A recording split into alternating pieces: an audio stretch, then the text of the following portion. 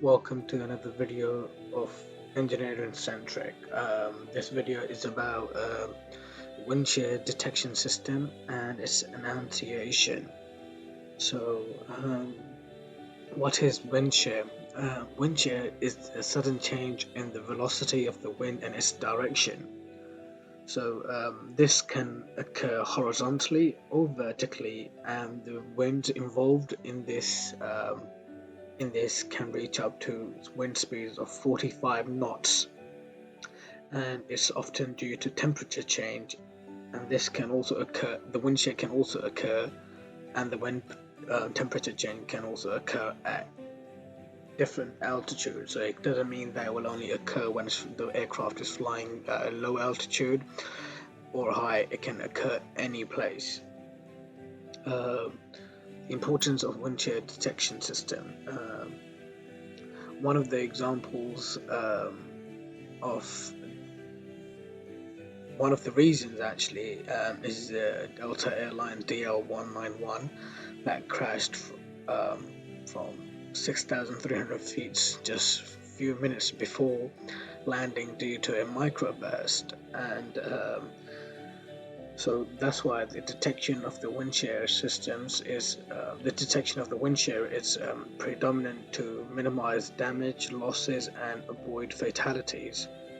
And the detection occurs when an aircraft penetrates the wind shear conditions. And to detect this is done by the weather radar processor, reading frequency change in microwave pulses from the microburst. And to detect wind shear, many systems were developed, and one of them is the low-level wind shear alert system, also known as the LLWAS, and the terminal Doppler weather radar, also known as the TDWR. And so the low-level wind shear alert system it operates during takeoff and landing, and the aircraft is during that time. So during takeoff and landing, and the aircraft is most vulnerable due to the reduced speed when landing. And if a wind shear was to occur there at that point, it will have very little space and time for aircraft for the pilot to react and maneuver the aircraft. So similarly, during takeoff, an aircraft speed is very close to a stall speed, and if it was to be exposed to wind shear, that could result in devastating and fatal accidents. Some of these older systems they work on anemometers. You might have seen them near airport or near an airfield. So some of the older systems consist of 6 to 5 anemometers, where one of them is placed like in the center of the aerodrome, and some of the advanced system might have up to 30 placed around the airfield, and some even far as 3 nautical miles.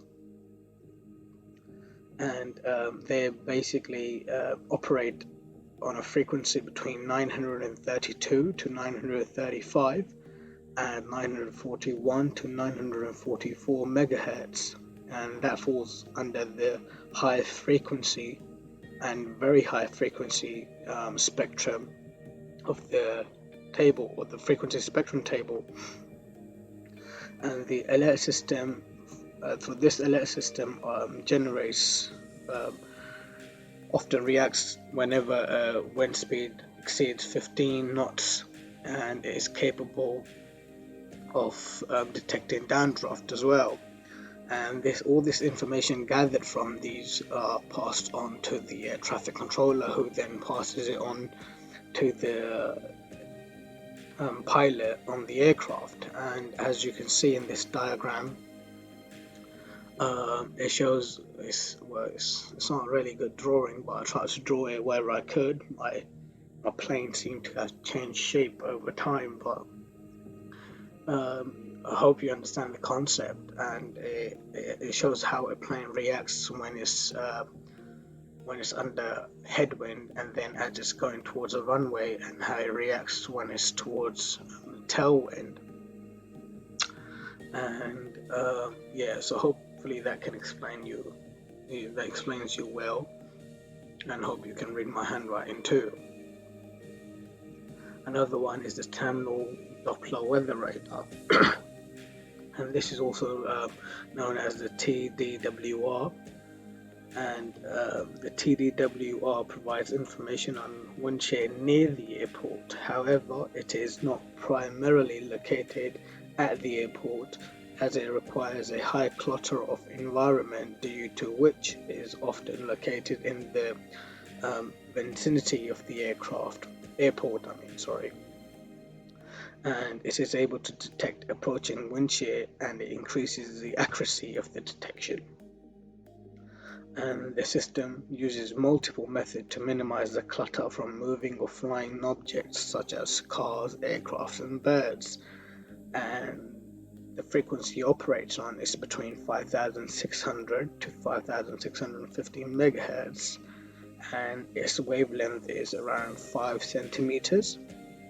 And this frequency falls on the ultra high frequency spectrum, as you can see in the brackets. UH represent ultra high, and this provides information and warns the air traffic controller about the wind shears within the airport area, as well as wind direction and the intensity of the precipitation. And this is one of the onboard warning systems. It's the predictive wind shear. So the PWS is an alert system for when taking off and landing, or when flying below 1,200 feet. It is a system that alerts via oral annunciation. It repeats when it detects a wind shear. It constantly repeats wind shear ahead, wind shear ahead. And during landing, it alerts the pilot by saying, "Go around wind shear ahead." So it advises him to. So it basically advises him to abort landing. And it also, as you can see, there's another picture I've drawn of the display. So it kind of shows the green area, shows the safe zones around the potential wind shear environment, so the pilot can basically maneuver around it or completely avoid it, depending on what the autopilot says. And in order to detect wind shear, PWS uses the Doppler capabilities to detect altitude, horizontal wind flow, and predicts the presence of one or more wind shears. And overall, this system generates distance and angular position of the aircraft and the wind shear, as well as the altitude and flight phase of the aircraft. And this is another onboard warning system, and it uses basically an antenna which is located at the nose of the aircraft, and it sends out a pulse, a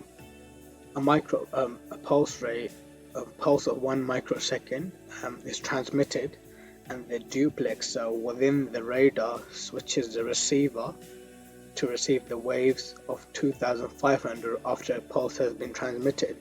So basically, it sends out a pulse, and then in return it receives the pulse, and this cycle of transmitting and receiving is repeated multiple times until the data received from the pulse can make a two-dimensional image of what's happening. And this operates on an SHF range on the spectrum, which is between 5.44 gigahertz or at 9.375 gigahertz. So as you can see, I've labeled it on the picture as well, diagram as well. So the raindrops born from the headwind create shorter wavelength, and the raindrops born from a tailwind creates longer wavelengths. And that's how you're able to determine whether it's a tailwind or a headwind, depending on the wavelength of the signal received and the frequency received. And reactive wind shear system, RWS. The reactive wind shear system alerts the pilot whenever a wind shear is detected by FACs. So this is often found on Airbuses.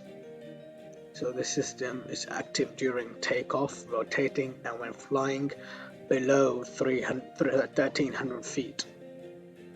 So whenever when wind shear is detected, so it gives an oral warning.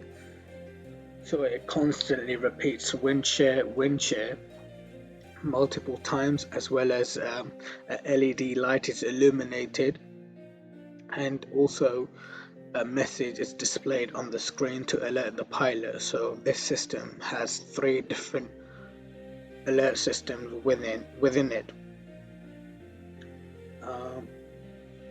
So overall, I basically think all these systems are working very good, and it's helping enhance safety and wind shear detection. But most of the crashes are often due to the lack of pilot's concentration or experience, and it's always a human error, basically. Not always, but majority of the time it's always a human error. And for the future, I think there's going to be more sophisticated and more complex warning systems, because other factors such as if we do not control global warming, our weather is going to become more violent, which will result in more wind shear and more violent weather. And that's why I think our aircrafts and our planes will require more sophisticated and complex technology that will be able to enunciate and detect wind shear way earlier in time than compared to what we currently have. But I think that the systems that we currently have are very effective. And that's all for today. Thank you for listening, and if you guys have any questions, do comment below. This PowerPoint, this presentation was basically one of my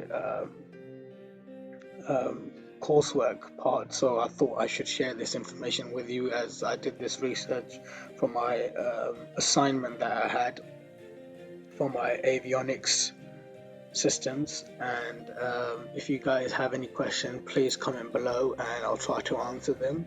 And if you liked what you saw or learned today, please give it a like, share and comment and thumbs up, and please do subscribe. And